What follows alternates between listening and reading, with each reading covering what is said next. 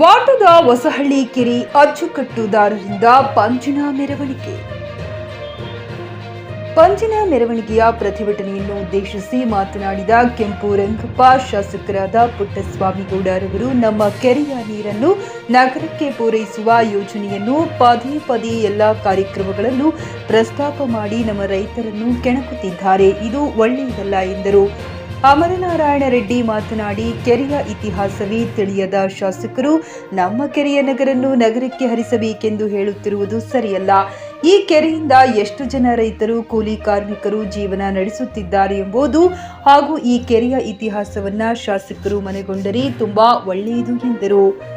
ಗ್ರಾಮ ಪಂಚಾಯಿತಿ ಸದಸ್ಯರಾದ ಬಂಡಪಲ್ಲಿ ಮೂರ್ತಿ ಮಾತನಾಡಿ, ಶಾಸಕರು ನಮ್ಮ ಕೆರೆಯ ನೀರನ್ನು ನಗರಕ್ಕೆ ಬಿಡುವ ಮುಂಚೆ ಈ ಭಾಗದ ಜನರಿಗೆ ವಿಷ ಉಣಿಸಿ ನಾವು ಸತ್ತ ನಂತರ ನೀರನ್ನು ತೆಗೆದುಕೊಂಡು ಹೋಗುವ ಯೋಜನೆಯನ್ನು ಪ್ರಾರಂಭಿಸಿದರೆ ಒಳ್ಳೆಯದು ಎಂದರು.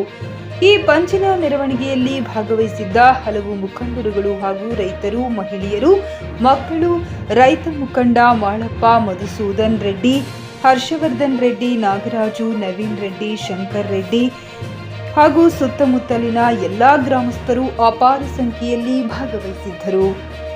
ನರಸಿಂಹಗೌಡ, ಆರ್ ಜಿಟಿ ನ್ಯೂಸ್ ಕನ್ನಡ, ಚಿಕ್ಕಬಳ್ಳಾಪುರ. ತುಂಬಿಕೊಂಡು ಕೂಲಿ ನಾಲಿ ಮಾಡ್ಕೊಂಡು ಬೆಳೆ ಇಟ್ಕೊಂಡು ನಾವು ಇದು ಮಾಡೋರು. ಅದು ಬಿಟ್ಟು ಯಾರ್ಯಾರು ಬಂದು ಏನೇನೋ ಮಾಡಿ ಇವತ್ತು ಶಾಸಕರು ಬಂದಿರೋದು ಬರೀ 3 ವರ್ಷ 4 ವರ್ಷ ಹಿಂದ್ಗಡೆ ಅಷ್ಟೇ ಶಾಸಕರು ಬಂದಿರೋದು. ನಾವು ನಮ್ಮ ತಾತ, ನಮ್ಮ ಮುತ್ತಾತ, ನಾವು ವಂಶ ಪಾರಂಪರ್ಯವಾಗಿ ನಾವ್ ಇಲ್ಲಿ ಹುಟ್ಟಿ ಬೆಳೆದಿರೋರು. ನಾವ್ ಹೆಂಗೆ ಬಿಟ್ಕೊಟ್ಟಾಕ ಸಾಧ್ಯ ಆಗುತ್ತೆ?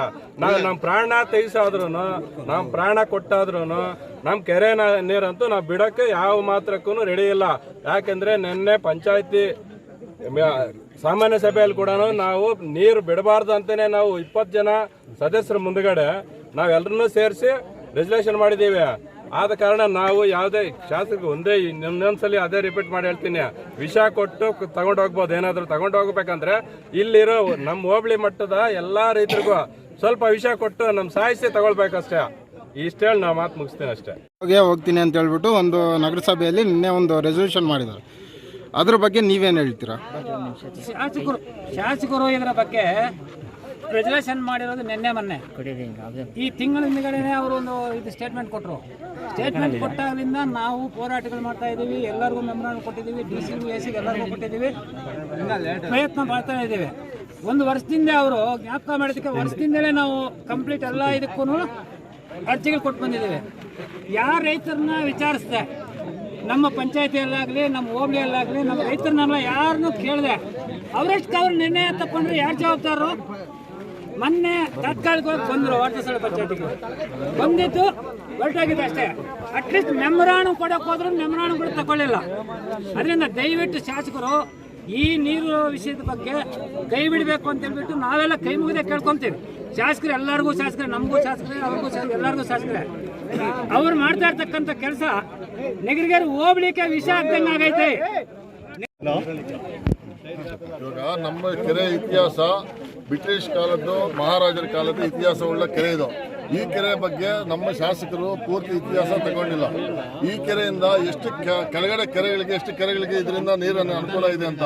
ಇವಾಗ ಗೌರಿಬಿದನೂರು ನೀರಿಗೆ ತಗೊಂಡ್ರೆ ಗುರುಬಂಡೆ ಅವರು ನಮ್ಗೊಂದು ಡ್ರಾಪ್ ನೀರು ಬಿಡಲ್ಲ ಈ ಕೆರೆಗೆ. ಯಾಕಂದ್ರೆ ಅವರು ನೀವು ನಿಮ್ಮ ಕೆರೆ ನೀರನ್ನು ನೀವು ಹಿಡ್ಕೊಳ್ಳೋಕೆ ಯೋಗ್ಯತೆ ಇಲ್ಲದೆ ಇರೋ ನಮ್ಮ ಕೆರೆ ಹತ್ರ ಬಂದು ನೀವು ಯಾಕೆ ಗಲಾಟೆ ಮಾಡ್ತೀರಾ ಅಂತಾರೆ. ಪ್ರತಿ ವರ್ಷ ಗುರುಬಂಡೆ ಕೆರೆ ತುಂಬಿದ ಮೇಲೆ ನಾವು ವಾರ್ಡಸಹಳ್ಳಿ ಪಂಚಾಯತಿಯವರು ಕೆಳಗಡೆ ಪಂಚಾಯತಿಗಳವರಲ್ಲಿ ಸೇರಿ ಅಲ್ಲಿ ಹೋಗಿ ಗಲಾಟೆ ಮಾಡ್ಕೊಂಡು ಬಂದು ಈ ಕೆರೆ ತುಂಬಿಸ್ಕೊಳ್ಳೋದು. ಇವಾಗ ನಮ್ಮ ಕೆರೆ ನೀರು ಗೌರಿಬಿದನೂರ್ಗೆ ಹೋದ್ರೆ ಒಂದು ಹನಿ ನೀರು ಕೂಡ ಗುರುಬಂಡೆ ಅವ್ರಿಗೂ ನಮ್ಗೆ ಬಿಡಲ್ಲ. ಯಾಕಂದ್ರೆ ನಿಮ್ಮ ಕೆರೆ ನೀರು ನೀವು ಹಿಡ್ಕೊಳ್ಳೋಕೆ ನಿಮ್ಗೆ ಯೋಗ್ಯತೆ ಇಲ್ಲ, ನಮ್ಮ ಕೆರೆ ಹತ್ರ ಯಾಕೆ ಬರ್ತೀರಾ ಅಂತ ನಮ್ಮನ್ನು ಕ್ವಶನ್ ಮಾಡ್ತಾರೆ. ನಾವು ಇಷ್ಟು ಜನ ರೈತರು ಇವಾಗ ಪಕ್ಷಾತೀತವಾಗಿ ಎಲ್ಲ ಹೋರಾಡ್ತಾ ಇದ್ದೀವಿ. ಇವಾಗ ಇನ್ನ ತಿರ್ಗಾ ಅವ್ರು ಇದನ್ನೇ ಗಣನೆಗೆ ತಗೊಳ್ತೀರಾ, ಇನ್ನ ಮುಂದೆ ನಾನು ತಗೊಂಡೇ ಹೋಗ್ತೀನಿ ತಗೊಂಡು ದಿನ ಪೇಪರ್ ಅಲ್ಲಿ ಒಂದೊಂದು ಸ್ಟೇಟ್ಮೆಂಟ್ ಕೊಡ್ತಾ ಇದ್ದಾರೆ. ನಮ್ಮನ್ನ ರೊಚ್ಚಿಗೆಬ್ಬಿಸ್ತಾ ಇದ್ದಾರೆ. ನಮ್ಮ ನಗರಗೆರೆ ಹೋಬಳಿ ಇರೋ ರೈತರಿಗೆ ಹೊಟ್ಟೆ ಉರಿಸ್ತಾ ಇದ್ದಾರೆ. ದಿನ ಒಂದೊಂದು ಸ್ಟೇಟ್ಮೆಂಟ್ ಪೇಪರ್ ಅಲ್ಲಿ ನೋಡೋದು. ಇನ್ನ ಉದ್ರಿಕ್ತರಾಗ್ತಾ ಇದೀವಿ ದಿನ. ಹಿಂಗೆ ಅವರು ಇದು ಮಾಡ್ತಾ ಇದ್ದೀವಿ. ನಾವು ಹೋರಾಟ ಜಾಸ್ತಿಯಾಗಿ ಬೆಳೀತಾ ಇದ್ದಾವಾಗ್ಲಿ ಕಮ್ಮಿ ಆಗಲ್ಲ. ನಾವಂತೂ ಒಂದು ನೀರು ಕೊಡಲ್ಲ. ನಿಮ್ಮ ಮಕ್ಕಳ ಉಜ್ವಲ ಭವಿಷ್ಯಕ್ಕಾಗಿ ಶ್ರೀ ಶಬ್ರ ರೇಣುಕಾ ವೀರ ಗಂಗಾಧರ ಶಿವಾಚಾರ್ಯರ ಮಾರ್ಗದರ್ಶನದಲ್ಲಿ ನಡೆಯುತ್ತಿರುವ ಶ್ರೀ ಶಿವಯೋಗಿ ವಿದ್ಯಾಲಯ ಶಾಲೆಯಲ್ಲಿ ದಾಖಲಾತಿ ಪಡೆಯಿರಿ. ಇಲ್ಲಿ 1ನೇ ತರಗತಿಯಿಂದ 10ನೇ ತರಗತಿಯವರೆಗೆ ಪ್ರವೇಶ ಪ್ರಾರಂಭವಾಗಿದ್ದು ಉನ್ನತ ಗುಣಮಟ್ಟದ ಶಿಕ್ಷಣದ ಜೊತೆಗೆ ಆಟ, ಯೋಗಾಸನ, ಡ್ಯಾನ್ಸ್, ಕರಾಟೆ ತರಬೇತಿಯೂ ನೀಡಲಾಗುತ್ತದೆ. 5ನೇ ತರಗತಿಯಿಂದ 10ನೇ ತರಗತಿಯವರೆಗೆ ವಸತಿ ಸೌಲಭ್ಯವೂ ಕೂಡ ಲಭ್ಯವಿದೆ. ನುರಿತ ಶಿಕ್ಷಕರಿಂದ ಬೋಧನೆ ನೀಡಲಾಗುತ್ತದೆ.